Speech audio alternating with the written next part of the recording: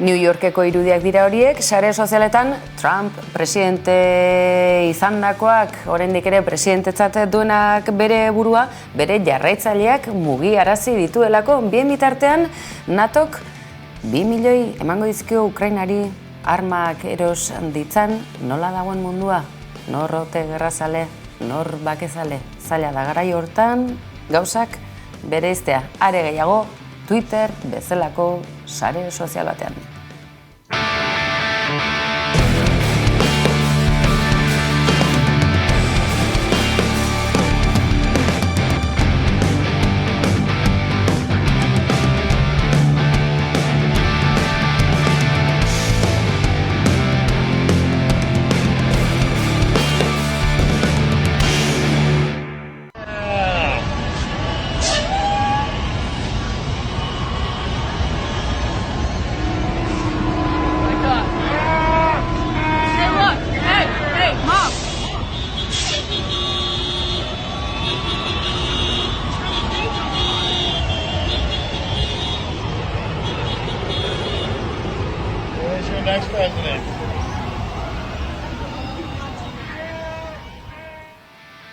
TikTok bezalako sare sozialen bidez, iaia, momentuan bertan gertatzen den hori jasotzeko aukera badugu, baina Twitter sare soziala baliatu izan du Trumpek berak baita bere atxilotzearen ingurumari guzti honetan ere. Adimen artifiziala baliatu dute oraingo honetan eta ikusi dituzue. Ikusi besterik ez, gaur egun zer nolako irudiak sal daitezkeen, egiazko izango bailiran bezala. Kezkatzekoa da, sare sozialetan zenolako baliabideak dauden, besteak beste, gezurrak egiazkotzat edota, albiste edota iturri fidagarritzat emateko. Aizue, hau ez da bakarra izan, eta ikusi Bidenek berak zer nolako mezuak zabaldu dituen azken orduotan, eta besteak beste, mundu mailan, Txinatik abiatuta mundu mailako potentziak euren egituraketa eta munduaren konkistan urratsak ematen dituzten bitartean, Ameriketako estatu batuek pailazo bat dutela presidente gisa Biden jaunari begira jarrita.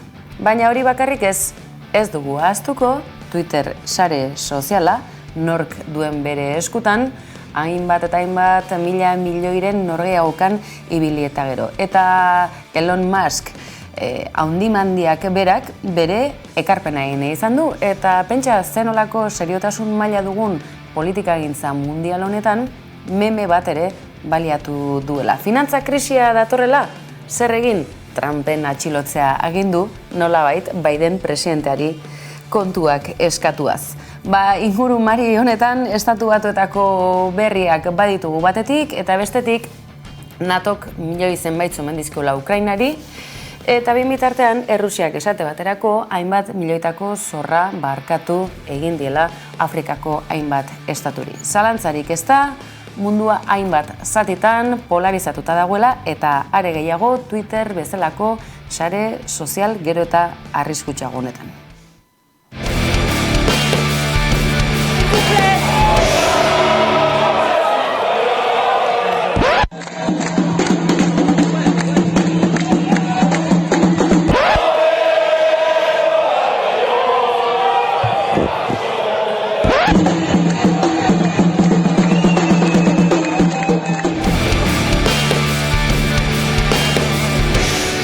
Eta Frantziako erretretaren indarrez egindako erreformari dagokionean azken orduak dira, esate baterako protestek aurrera segitzen dutela eta barrikadak bakarrik ez oraingo honetan traktoreak ere ikusi ditugulako ur kainoien aurrean manifestariak babesten. Zalantzarik ez da, sektore guztietako langileak eta hiritarrak direla kalean dabiltzanak eta argi honek luzera joko duelako besteak beste erreferenduma edota auzitegi konstituzionalarena izango dutelako aterabide bakar, erreforma hau konstituzioko artikulu bat aplikatuta Macron presidentearekin bat egin ez duen gehiengo zabalak.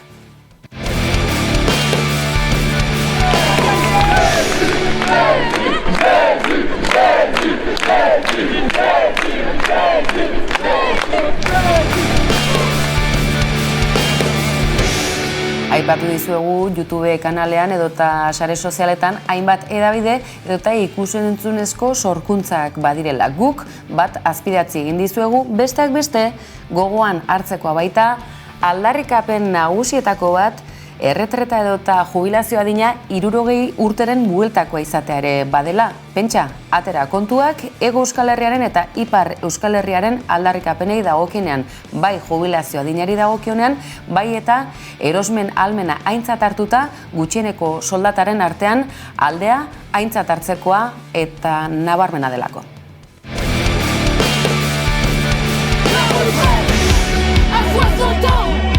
On s'est battu pour la gagner, on se battra pour la garder. La retraite à 60 ans. On s'est battu pour la gagner, on se battra pour la garder. La retraite. La retraite. La retraite.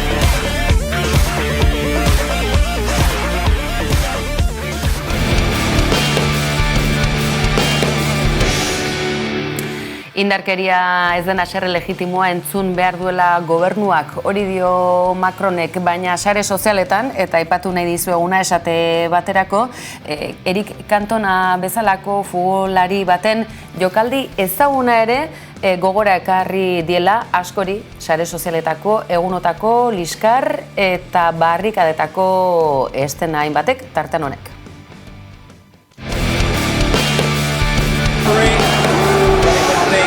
The linesman Eddie Walsh, which helped him.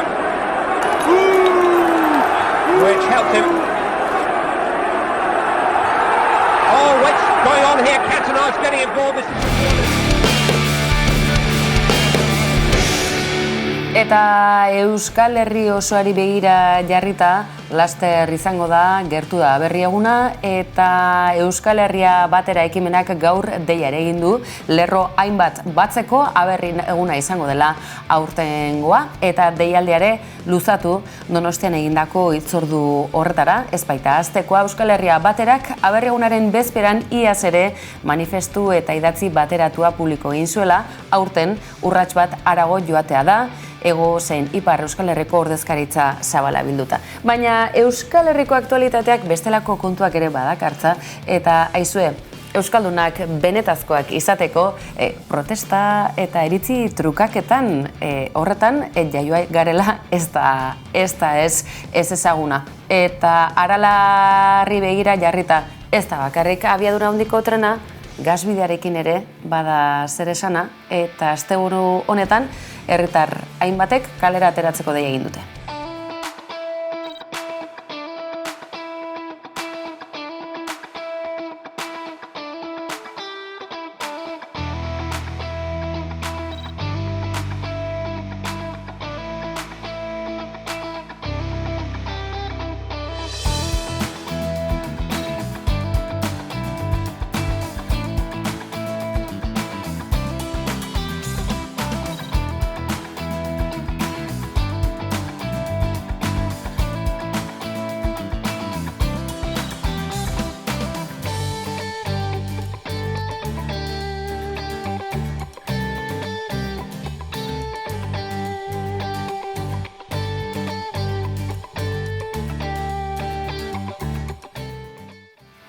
Martxoaren 21 arrazarkeriaren aurkako eguna ere bada, eta Euskal Herrian esate baterako egunotan hainbat herritar atxilotu ere egin dituzte bidasoaldeko muga madarikatu horretan ahaleginean dabiltzan paperik gabekoei esku bat botatzeagatik.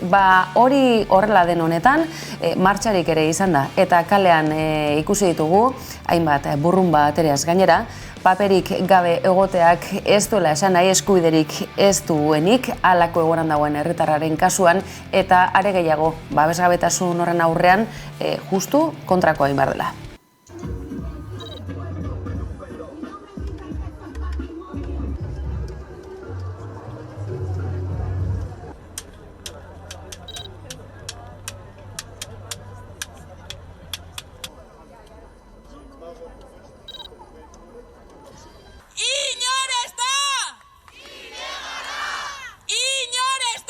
¡Papeles para todos! ¡O todos sin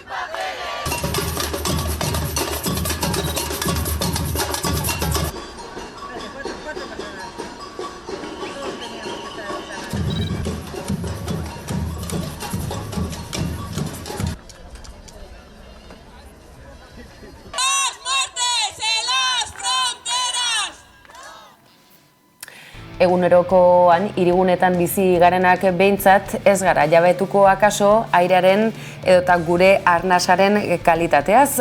Horri erreparatzen hasiak dira zenbait hiritako atarietan ikusiko dozen dituzten Bilbon esate baterako airearen kalitateari dagozkion panelak. Bide horretan eskakizun konkretuak ere bai, ekologistak martxan izan da orain honetan.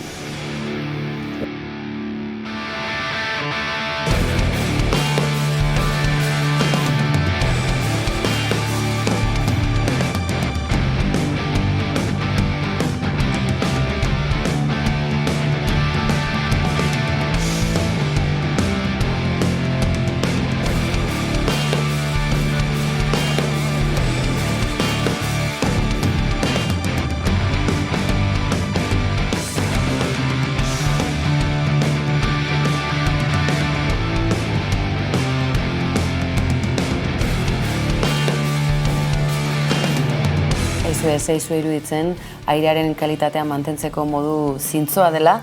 Bizikleta hartzea, auto edo ibilgailua alde batera utzita, bide horretan, bidegorritik ez, baina errepidean behingoz eta egun batzutan zehar, jaun eta jabe, bizikleta izango da. Frantziako turra askorentzat akaso gogoko izango ez dena, baina aurtengoan Euskal Herria bete-betean zeharkatzen duena eta noski, guztiok jabetu araziko gaituena, ederra izango baita, aurtengo turraren ibilbide historiko hau.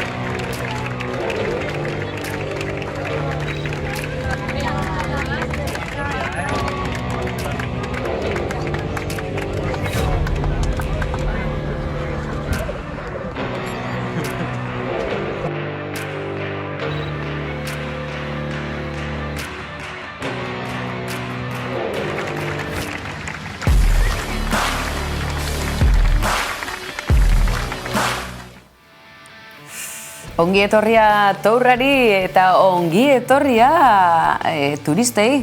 Baten bat pentsatzen jarri ote da, zer nolako eragina izango ote duen beste behin ere nazioartean erakargarria den hitzordu tamainako honek zer nolako arrastoa utziko ote digun. Diru publikoarekin mantentzen baititugu garraiobideak, bizikleta publikoak, kalean dauden komunak, errepideak eta oro har edonork behar dituen oinarrizko zerbitzu guztiak. Baina, zeinek aterako ote du etekina? Bilbon, etxebizitza turistikoak ez ote daude honezkero pilpilean turrari lotuta? Frantziako turrasteko atzera kontaketa abian da. Egun besterik ez dira falta Bilbotik aterako den lasterketarako. Txirrindularitzaren goi lasterketa Bilbon hasiko da eta lehenengo 3 etapak Euskal Herrian jokatuko dira. Ekitaldi handia oso Frantziako turra, mundu mailan ezaguna. Oihartzun handiko ekitaldia da, ekonomia sustatuko du eta milaka zale gerturatuko dira Bizkaiko hiriburura. Baina ekitaldi horrek izan ditzaken albo ondorioek ere kezka sortu dute. Hala, Bilboko EH Bilduk mozio bat erregistratu du martxoko osoko bilkuran eztabaidatzeko. Hainbat eskari bildu ditu tartean, etxebizitzen alokairuen espekulazioa saihesteko eta lan baldintzak bermatzeko. Mozio bat aurkezteko eta akordioetara ailegatzeko gainontzeko alderdiekin, izan ere, evento honek mugitzen duen ekonomia eskala handikoa da, eta horregatik uste genuen, importantea zala mozioa. Etxebizitza turistikoen prezioa igo da egun horitarako. Sekulako prezioak ordaindu beharko dira turraren bezperan Bilbon gaua pasatzeagatik. Koalizioak ohartarazi duenez, turra ospatu eta 8 hilabetera 2022ko azaroan 6.200 euroren truke alokatzen ziren aparkamenduak alde zarrean. Eta urtengo otsailean, erreserbatarietan eskainitako pisu turistiko asko 4.000 eurotik gorakoak izan dira. Baten bat 8.000 euro baino gehiagora arte helduz. Zifra horiek guztiz neurrigabeak direla azalatu dute eta horri gehitu behar zaio arautu gabeko eta legezkanpoko etxebizitza turistikoen iragarkien kopurua 49% hasi dela azken urteotan. Horregatik, prezioen igora indiskriminatua saihesteko eta etxebizitza turistikoen legezkotasuna kontrolatzeko beharrezkoak diren mekanismoak ezartzeko eskatu die EH Bilduk Eusko Jaurlaritzari, Foru Aldundiari eta Bilboko Udalari. Baina kezkak ez dira horretara mugatzen. Lan eskubideak bermatzeko, jarrera sexistak saihesteko eta aprobetxatzeko turrak ematen duen aukera Euskal Herria nazio bat dela erakusteko ere dei egin du alderdi soberanistak. Edonola ere, koalizioaren ustez horrelako ekitaldi bat ona da hiriarentzat, Euskal Herriko txirrindularientzat eta oro har kirolarentzat horrelako ekitaldi bat Bilbora etortzea. Berri ona dela hau, aukera paregabea dela, bai Bilbo eta bai gure herria mundu mailan kokadetzan jendeak. Hala ere, ekitaldiak arlo guztietan onurak sortzea nahi du.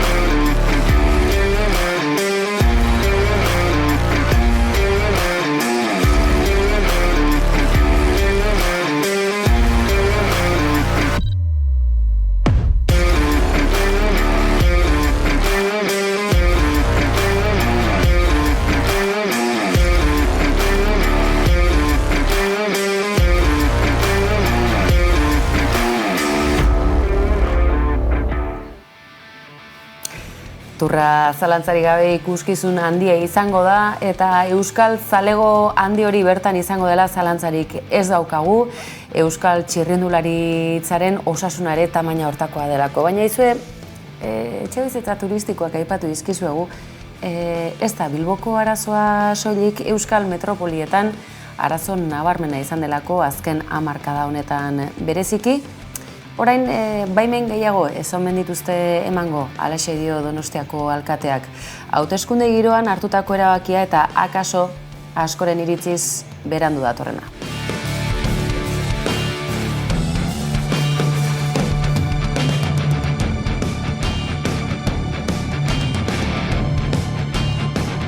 Donostian hotel eta apartamentu turistikoen lizentzien suspensioa.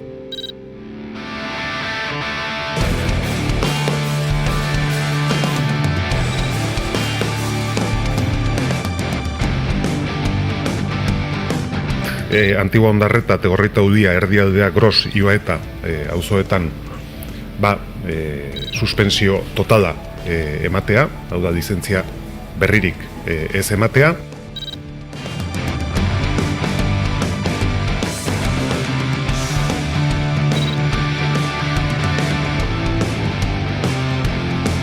Lan horietan gaude, abiatu gara lan horietan, eta aldaketa horren hasierako onarpenarekin beste urtebetez ere luzatu dezakegu suspensio hori.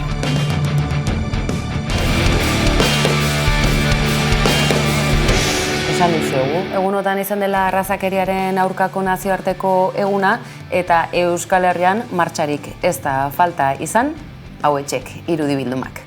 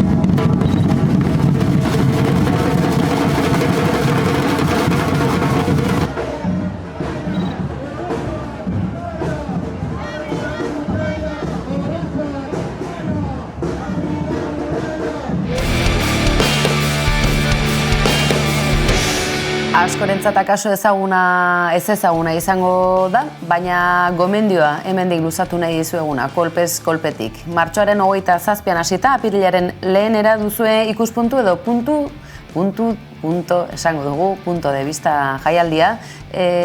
Izenak berak dio eta ikusentzunezkoen eskutik begirada zabaltzeko aukera interesgarria eta gomendagarria publiko guzti luzatua gainera.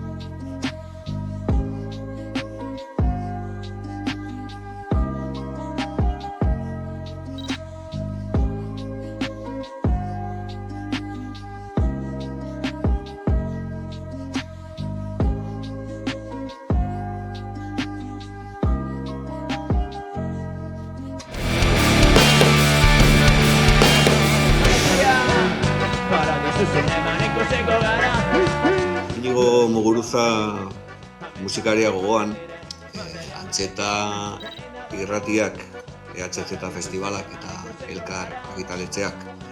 Paradisu Zinema, lehenengo musika bekarako deialdia egin dugu. Gainera bekak izenburua ezin hobea duela, Paradisu Zinema, Antzeta irratiren hastapenetan, ja 20 urte atzera eginda, beti egonda familia, Muguruza familia aski gertu.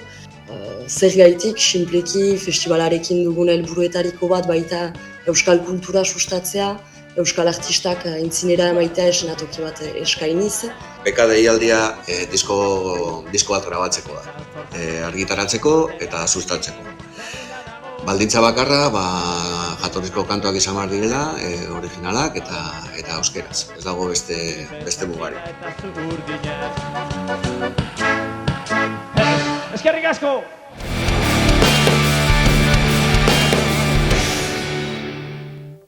Ez dut inoiz ukatuko zer den. State Fest egun osoko festa izango da, egun osoko eta gainea mundu guztiarentzat. Hemendikat asko izugarri gustatzen zaigu eta haien omenez egingo dugun festa izango da. Kalitatea bermatuta dago, pantailara begiratzea baino ez dago, danontzako dago eskaintza, elkargunea da, musikariekin, lagunekin, musika azkenean batzen gaitun elkargune bat ere badalako. Nahi duna erakutsi gure emanalditan aniztasuna, ez bakarrik pertsonan aniztasuna, baina derra gestenan da aniztasuna. Jaialdiarekin oso pozik gaude, milaka eta milaka pertsona izango diraan. Baina bai uste dut, jaialdi herriko badela, jaialdi bat non milaka pertsona egon beharra diren, jaialdiak berak zentzua izateko, ez? Zu dela proiektu bat, bere garaian eragin handia izan zuena, baina gaur egun hobe ulertu dena, nire iritziz, ez? Klaseko ezatearen komplejuri bat erez, erdara traketxetan mintzatzearen aerez.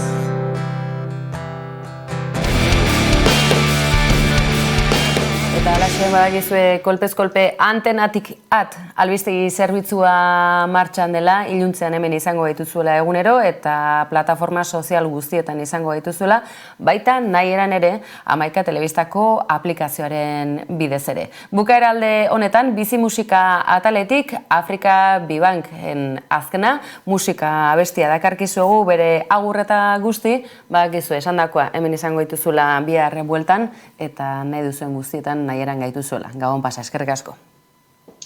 Kaixo, Afrika Bibanknaz eta musika nire bideoklip barrisa presentatzen ator.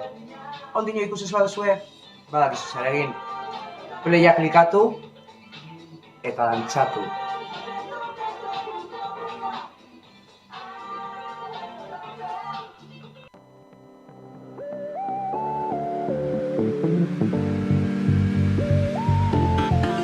Kalera banoa, ezin da falta, musika jaskuetan, erritmoz betean, ere munduan, galdu egiten naiz, soinuetan bilduta, lasaitasunean, musikaren boterea, zinezkoa da, konpara ezina, den aldatzen dan bitartean, hori jarraitzen dugu, izaten berdina. Hau ez aldatzen, dantzateko detogun gogua. Hau ez aldatzen, dantzateko detogun gogua.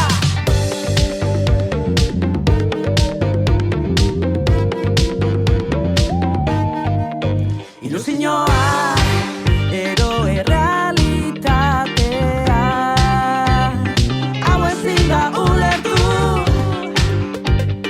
hobiagoa da deskonektatzea, horretako musika da hoberena.